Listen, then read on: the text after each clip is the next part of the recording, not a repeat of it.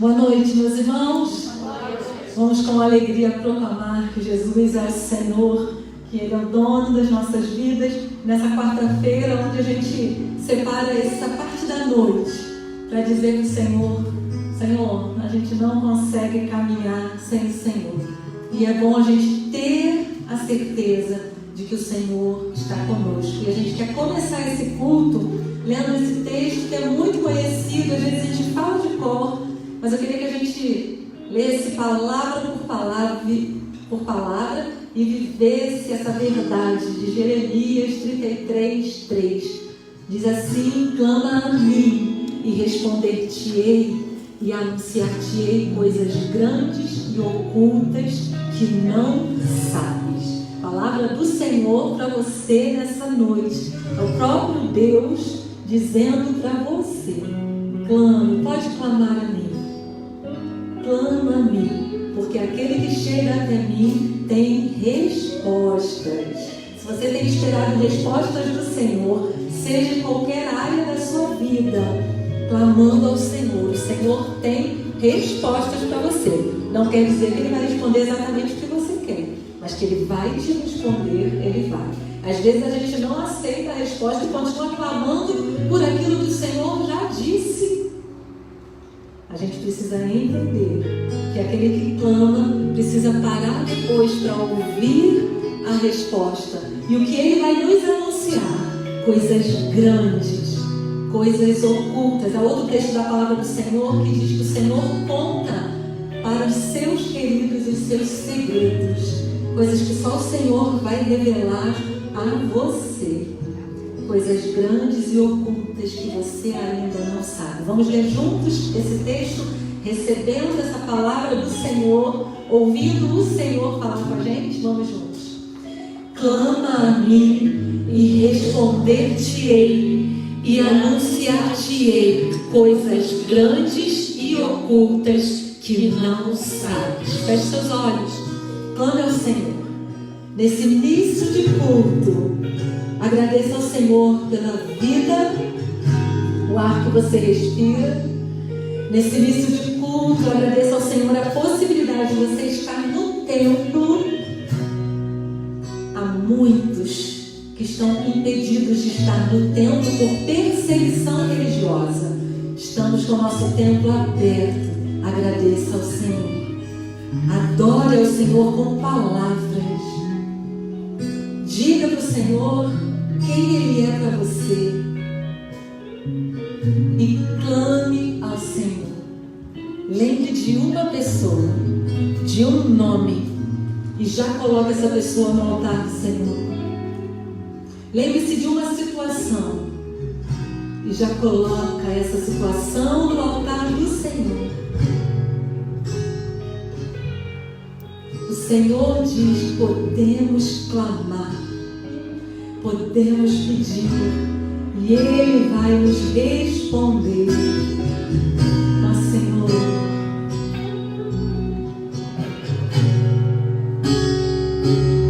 não perca a oportunidade. Clama, Senhor.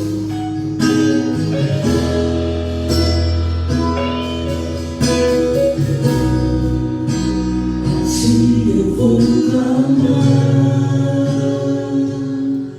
pois tudo vem de ti, e tudo está em ti. Por ti vou caminhar, tu és a direção, o sol a me guiar.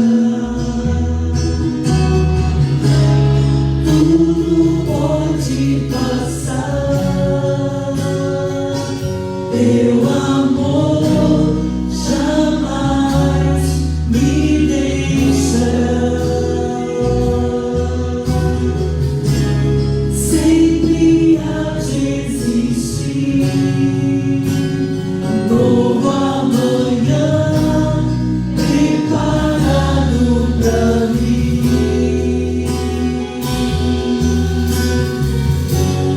Preparado pra mim.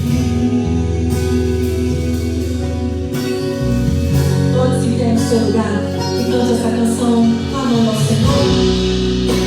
A ti eu vou clamar, Por quê? pois tudo vem de ti, e tudo está em ti. Por ti vou caminhar,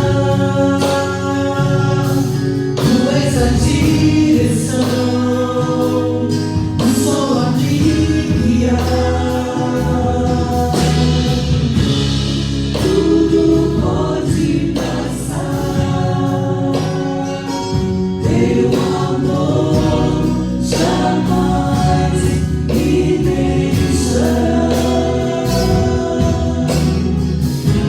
Sempre há de existir novo amanhã preparado pra mim. Você acredita nisso? Preparado pra mim.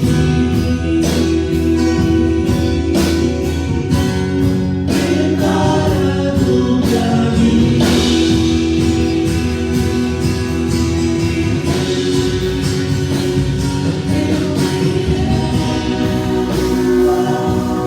Teus pés, és tudo que eu preciso pra viver. Eu me lanço aos teus braços, onde encontro meu refúgio. Eu me rendo aos teus pés, és tudo que eu preciso pra viver. Eu me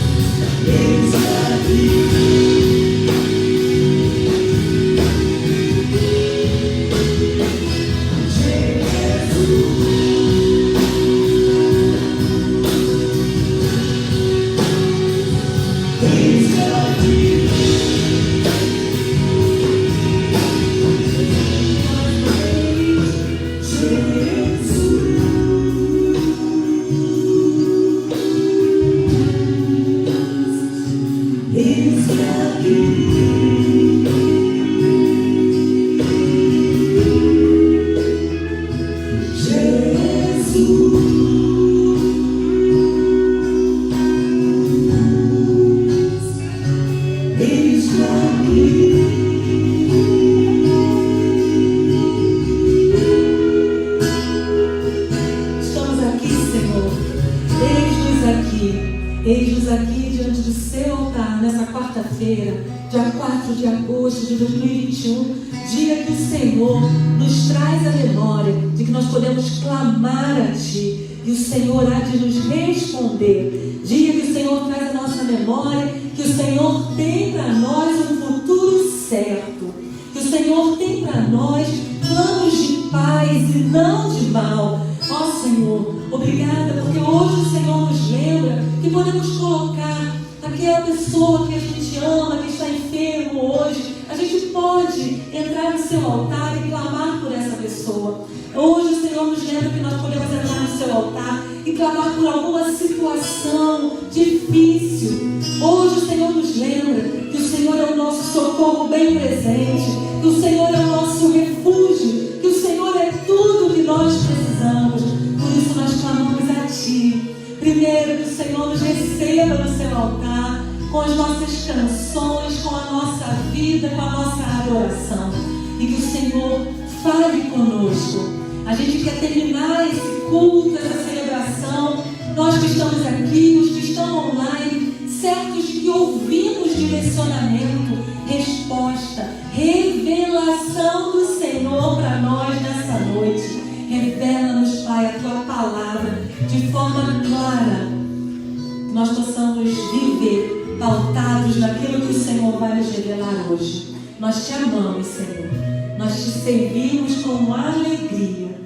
Nós declaramos que somos totalmente Teus. Em nome de Jesus. Amém. Amém. Glória a Deus. Pode sentar.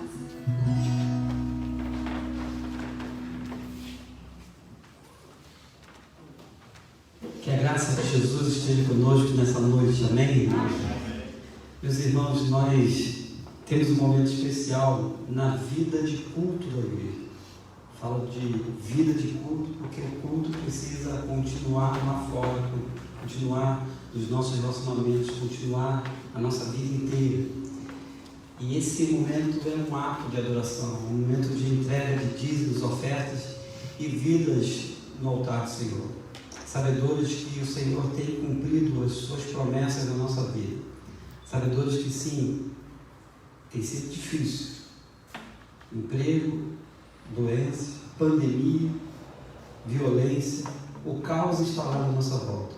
Mas Ele tem nos guardado, nos preservado.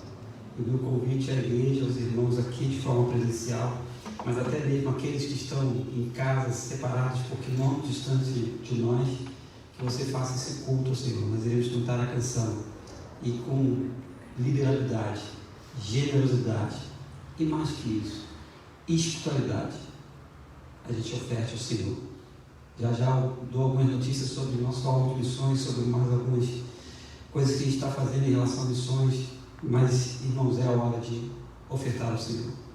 Cantemos ao Senhor.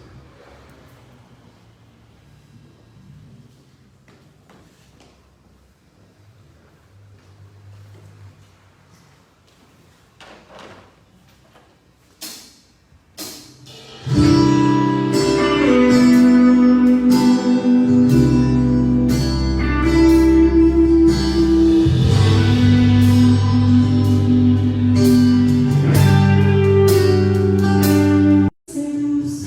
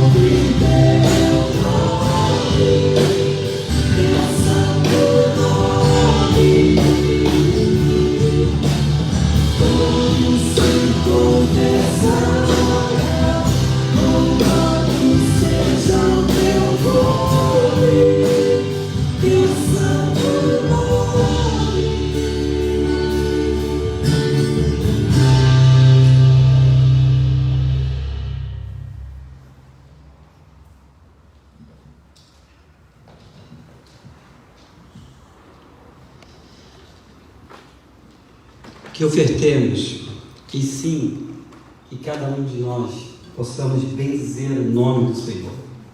Nós vamos orar, consagrando ao Senhor dízimos, ofertas, e na sequência, quero pedir Diácono Isaías,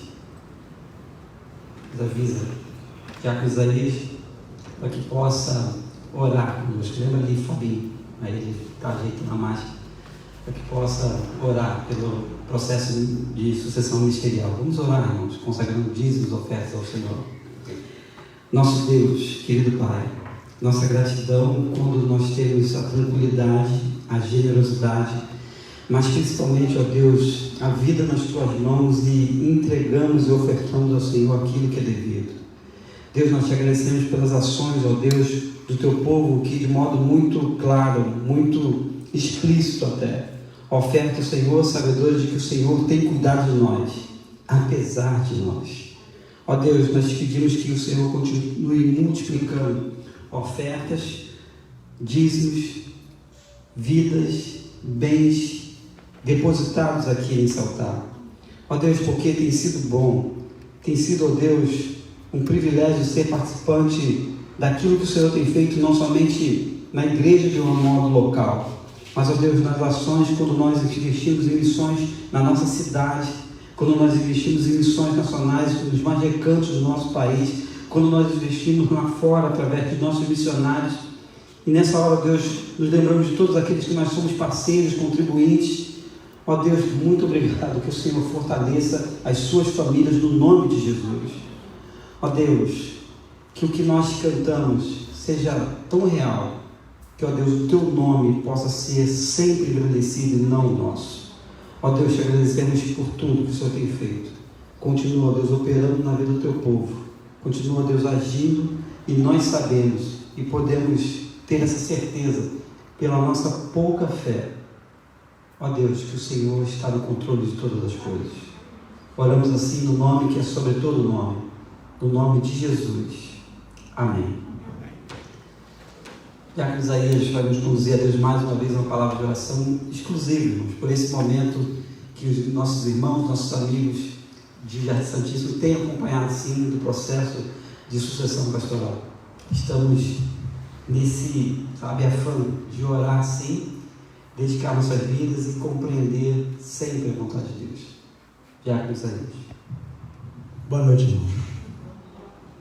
Maravilhoso Deus, obrigado, Deus, porque o Senhor nos permite estarmos aqui na Tua presença. Neste momento, Deus, quando nós colocamos nossas vidas nas Tuas mãos, te agradecemos, Deus, por esse dia e por essa oportunidade. Agora, neste momento, Deus, quando nós colocamos, Deus, no Teu altar, o ministro, Deus, que o Senhor tem escolhido para a direção desta igreja, Pai. O Senhor continua, Senhor Deus, abençoando e despertando vida, Senhor Deus, vida essa de compromisso contigo, Pai. Que o Senhor tire de nós todos os empecilhos, toda a vontade humana, que a Tua vontade seja prevalecida, Pai. Abençoa, Deus, o Teu servo que você já tem escolhido. Nós cremos nisso, por isso nós clamamos a Ti e por isso nós chegamos nas Tuas mãos. Cuida do Teu servo, abençoa, Deus, a Tua família, abençoa todos os Teus queridos, ó Pai. E te rogamos também, ó Deus, também abençoar cada vez mais e mais o Teu servo, pastor Isaí, ó Deus, que está nos ajudando, nos auxiliando. Senhor, cubra ele de bênção, derrama, Senhor Deus, chuva de bênção sobre a sua vida da sua família. Que ele possa sentir a cada dia alegria no Teu coração, participando juntamente conosco neste processo. Continua conosco, nos abençoando e nos despertando para que a Tua vontade seja prevalecida nesse processo, em nome de Jesus. Amém. Amém. Obrigado, irmão Isaías. Esqueci de registrar que é um dos nomes mais bonitos, né? Meus irmãos, antes da reflexão, eu queria dar assim a notícia, a irmã já tinha me passado aqui, nós chegamos a R$4.000 para Missões Rio. Podemos dar um glória a Deus, e podemos até melhorar assim até domingo, porque curiosamente, na verdade, meio que de propósito, à noite a gente tem missionário Humberto de Missões Nacionais, mas que ele vai abordar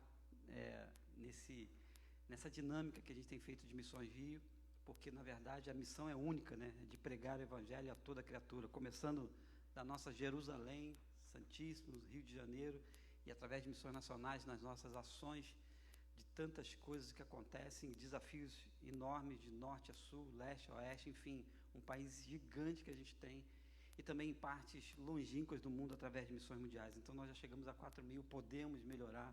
Quem sabe você pode falar com amigos, com parentes, para dizer a realidade do que, por exemplo, é uma capelania prisional, uma capelania estudantil, uma capelania aos enlutados, uma capelania no porto, nos nossos portos através de Gilvan, e todos os nossos homens e mulheres que estão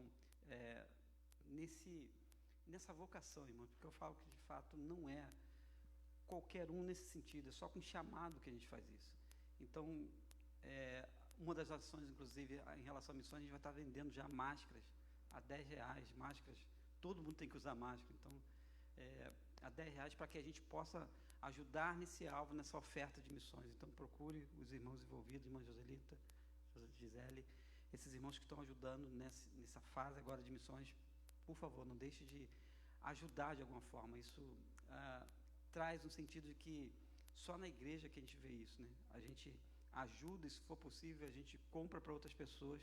Então, são as nossas ações, quase que finalizando esse processo de Missões Rio, no próximo domingo, inclusive.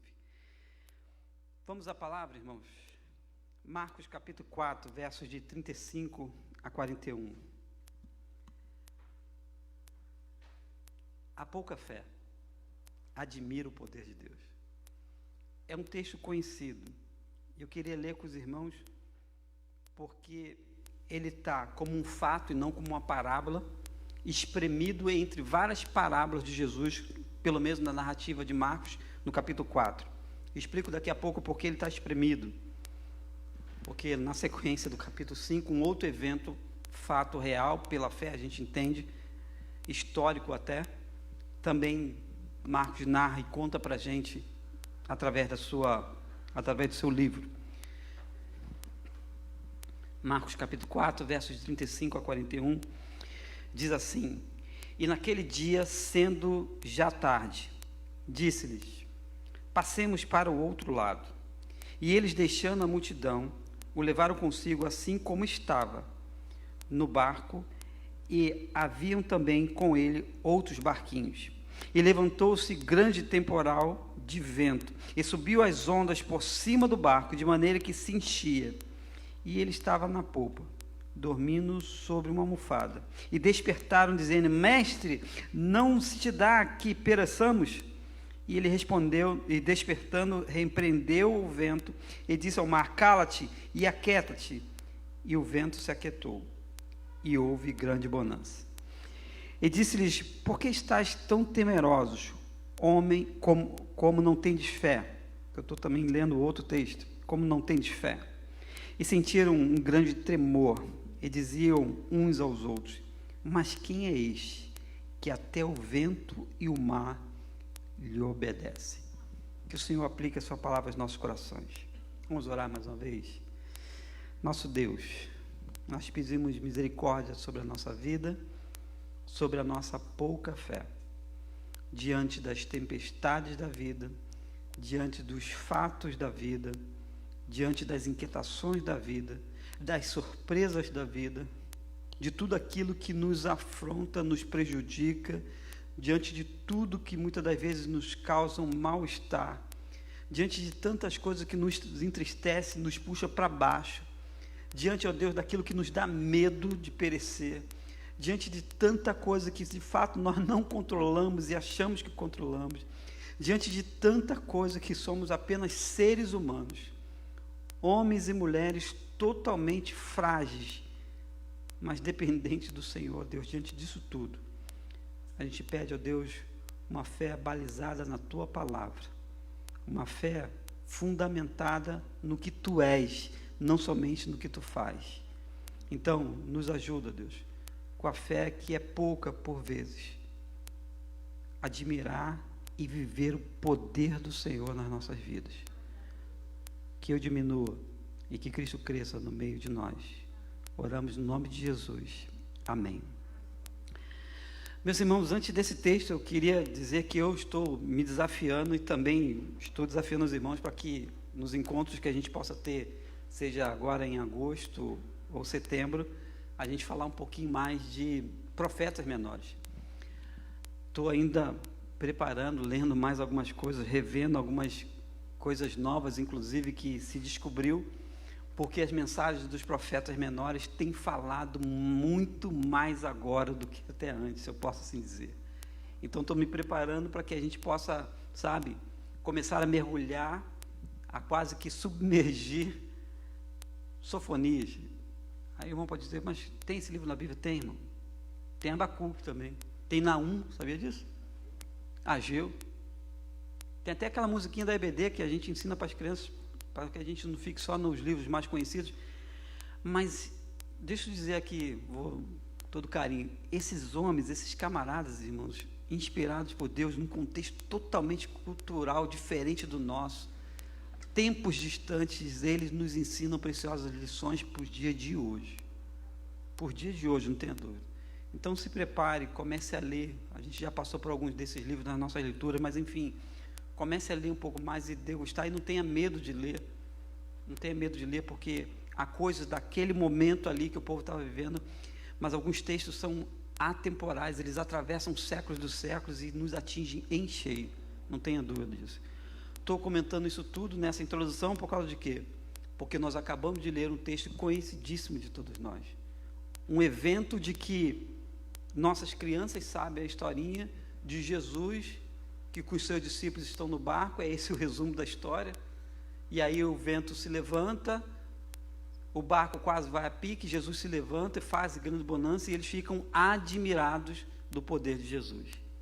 Esse texto é conhecido. Se você pedir uma criança, talvez das nossas de 10, 11, 9 anos, enfim, ela vai contar do jeito dela, mas vai contar, e todos nós sabemos. E ai do irmão com 10 anos de igreja, com 20, com 40, não souber contar esse texto. E é claro que esse texto se replica nos outros evangelhos, mas escolhi Marcos pelo seu resumo, pela sua maneira sucinta de trazer luz para a gente sobre um texto que está espremido, encravado entre parábolas de Jesus, com um objetivo sim.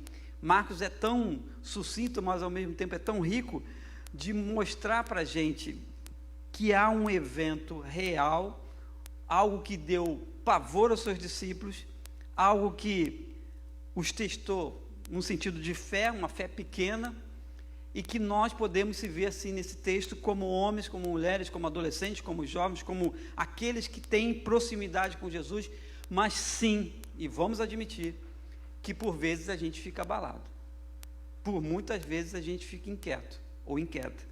E aí esse texto está diante de um contexto em que Jesus começa a dizer o que é reino de Deus, e já começa discutindo a questão, que tipo de terreno tem o nosso coração, que tipo, sabe, como a semente cai lá no nosso coração, é logo o início do capítulo 4, a parábola dita do semeador ou da semente. Depois ele avança mais, contando sobre o reino de Deus, e aí diz o versículo 33, de que com muitas parábolas tais lhe dirigia palavras segundo o que podia compreender. Ainda tem esse detalhe, segundo o que aquelas pessoas da época, e nós também, podemos entender do sentido maior de reino de Deus, de relacionamento com Ele, sim, de aumentar a fé ao nosso relacionamento com Ele. Aí vem Marcos e narra uma coisa que, sendo naquele dia já tarde, alguém sugere e diz, passemos para outra banda. E aí um barco entra Jesus com seus discípulos, outros barquinhos, diz o texto, que os acompanham, e tudo acontece, é o que a gente vai ver agora. Sim, meus irmãos, a pouca fé, e quando eu falo de pouca fé, é a nossa perspectiva, a nossa fé humana, limitada, ela admira o poder de Deus, e esse texto nos remete a um monte de lições, um monte, mas eu quero destacar apenas uma, nessa noite de quarta-feira, com nossos irmãos aqui presencialmente, com nossos amigos, com gente que tem fé. Os irmãos já me pegaram repetindo essa expressão, nós passamos por essa porta, atravessamos aquele portão, os nossos irmãos, nossos amigos que estão longe, ligaram um celular, ligaram um laptop, um computador, estão assistindo uma live, um culto, pelo elemento da fé, não tenha dúvida disso. O incrédulo não espere disso. Não espere atravessar uma noite fria como essa, cada um chique, com seu casaco elegante, até o meu, que eu ganhei, quero abrir esse parênteses, mas, meus irmãos, não espere esse esforço todo, alguns diriam, esse sacrifício, se não tiver o elemento da fé. Então, a pouca fé humana nossa, ela é provada, mas ela ao mesmo tempo se admira do poder de Deus, das ações de Deus, pelo que Ele é antes de tudo, e não somente pelo que Ele faz. Se nós começarmos a olhar o texto aqui, como as nossas crianças, como nós aprendemos nas nossas EBDs, nós vamos ver detalhes muito ricos, muito preciosos. Mas, irmãos, a pouca fé admira o poder de Deus por um monte de razões, mas eu quero apenas extrair uma hoje. Porque é Tiago, de forma brilhante, que ele diz e discute algumas questões no seu livro, pequeno até, que ele diz que os nossos projetos são falíveis, que os nossos pensamentos são limitados. Ele até quase que atualiza o povo dizendo assim, olha, antes de nós dizermos, iremos àquela cidade, compraremos, faremos aquilo outro, nós deveríamos dizer, se o Senhor nos permitir, porque os nossos projetos, as nossas vontades são falíveis.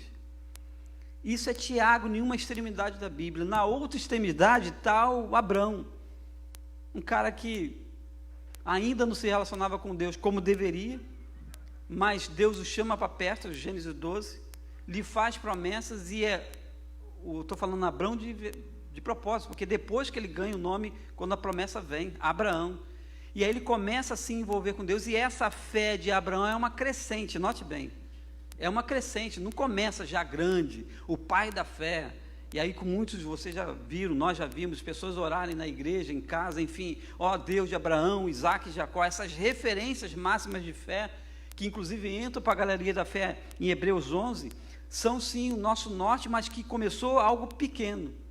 Mas essa pouca fé humana, lógico, ela admira o poder de Deus pelo que Deus é. E eu posso dizer algumas lições, mas tem uma principal aqui que eu posso destacar com os irmãos. E me envolve, me compromete com esse Deus da palavra e com a palavra de Deus, na verdade, de segunda para terça.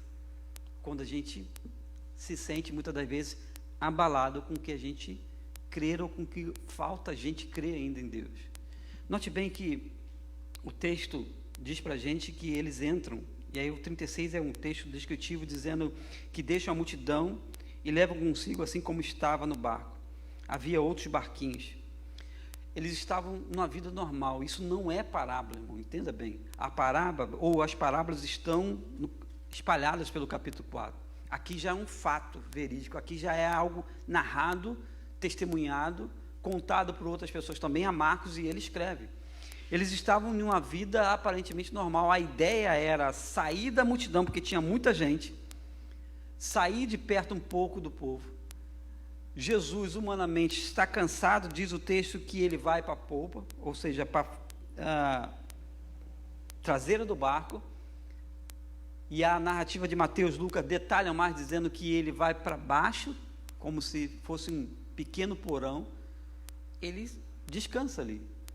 Ser humano como ela, mas também 100% divino, Jesus já sabia o que ia fazer, mas ele, cansado, se acomoda ao barco, e aí a coisa começa a acontecer.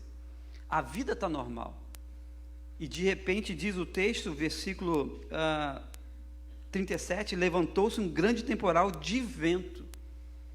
Marcos narra que subiu as ondas por cima do barco de maneira que se enchia.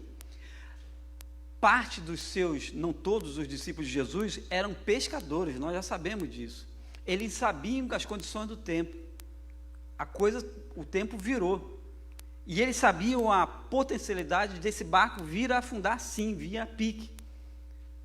Eles só não entendiam ainda, e note que nós estamos ainda no capítulo 4, quem estava com ele de fato. Por isso que a pouca fé admira o poder de Deus. E aí eles são assaltados ou são surpreendidos por esse grande temporal em que subia as ondas por cima do barco. Jesus estava na polpa, dormindo sobre uma almofada. Despertam, e aí a primeira declaração dos discípulos para Jesus é: mestre, não se dá que pereçamos, que a gente possa morrer, que a gente, enfim, se afogue, que esse barco, sabe, se quebre, enfim, e a gente possa de fato morrer afogado. Eram camaradas que conheciam as intempéries do clima, mas que a coisa estava feia ao ponto de chamar o mestre. O texto não diz para a gente se eles deram um jeitinho, se o barco tinha vela, se eles foram aprumar a vela, se eles, sabe, fizeram ajeitaram alguma coisa, se eles se prepararam para isso. O fato é que quando levanta e acontece tudo, eles procuram buscar o mestre. Jesus desperta, não fala nada, mas diz que repreende o vento, versículo 39, e diz ao mar: cala-te, aquieta, o vento se aquietou e houve grande bonança. Tem um monte de lições, sim. Cada expressão, cada texto desse pedaço que a gente extraiu tem sim lições, mas uma é preciosa. Jesus se vira, e os versos 40 e 41 são os versículos chaves para a gente entender de que a nossa fé é humana, irmãos, por sim e por vezes, a gente precisa admitir isso, que ela é pouca assim diante de quem está conosco. Quando a doença bate, quando o desespero bate, quando aquilo, sabe, não dá. A ideia era um barco, irmão. Tenta entender aqui, vamos tentar cortar aqui até onde, se isso não existisse do texto, se Marcos narrasse para a gente só que subiu o vento e o barco vinha a pique, a história estaria incompleta. A gente já conhece essa história, eu falei no início, do início ao fim a gente sabe, nossas crianças sabem muito bem. Mas o surpreendente é que a vida estava numa normal, sabe aqueles gráficos, a vida estava até numa crescente, eles estavam tudo bem, mas de repente a vida vira de ponta cabeça. É essa a realidade do texto. E aí nós somos apresentados a uma realidade de que, versículos 40, Jesus abre a boca e ele diz quando já estava grande bonança, porque não adiantava falar nada no desespero, ainda tem isso. Note que eles estão desesperados, diz o versículos 36, 37, 38, então, quando eles vão acordar o mestre, dizendo: mestre, você não está percebendo, não se dá que a gente pode perecer, que a gente pode morrer, não está sabendo o que está acontecendo? Jesus não repreende a eles, Jesus não diz: mas eu estou aqui com vocês. Pelo menos para a narrativa de Marcos, Jesus olha aquela situação toda, ele é despertado do sono, e ele vai repreender quem? Não os discípulos, mas o mar, o vento, a situação que estava em volta dele. E aí houve grande bonança. Quando há sossego, quando há tranquilidade, quando há paz naquele barquinho que talvez não era muito grande, Jesus abre a boca e diz: por que estás temeroso? Como não tendes fé? Nós estamos, irmãos, no início ainda do Evangelho. Se você voltar assim com a sua Bíblia, você vai ver que algumas coisas já tinham acontecido. O poder de Jesus, o poder de Deus já tinha sido evidenciado, sim. Algumas coisas estavam em uma crescente, e esses discípulos ainda não tinham, para Jesus, uma fé que lhe chamasse a atenção, ao ponto de Jesus precisar exercer o seu poder naquela hora. A pouca fé, irmãos, admira o poder de Deus pela nossa fragilidade. Não somos nada, irmãos. Então, eu quero tentar, vou abrir e fechar o parênteses, prometo. Sabe aquelas coisas que é só vitória, só vitória? Isso aí alguns usam aquela expressão: é isso aí, varão, varoa. Um evangelho que, desculpa, está, sabe, desgastado. Um evangelho enlatado que diz que nada nos atinge de mal, ou então a vida é do jeito que ela é, e aí a gente, sabe, ora e o Senhor vai abençoar. Sim, irmãos, eu creio nisso tudo. O que eu não creio é nós não admitirmos que por vezes parece que a gente não tem fé. O que eu acho louco, difícil demais, é bater no peito e dizer: não, eu tenho fé e nada me abala. Cuidado com essa expressão. Nós temos fé e tudo pode nos abalar. Paulo já amplia essa discussão na igreja de Corinto. Paulo já diz, inclusive, da possibilidade de morte, dizendo, ainda que o nosso homem exterior, o que ele está falando? Ainda que o nosso corpo se desfaleça, ainda que a gente vá baixar a sepultura, sim, meus irmãos. O nosso homem interior, ele diz, o nosso interior se renova para a glória de Deus. Se renova. Então, e ele diz, então, que essa vida não é isso tudo que a gente... Então, tem gente achando que a vida é isso tudo, que, sabe, que as coisas ruins não vai bater. Que o momento difícil não vai chegar e chega.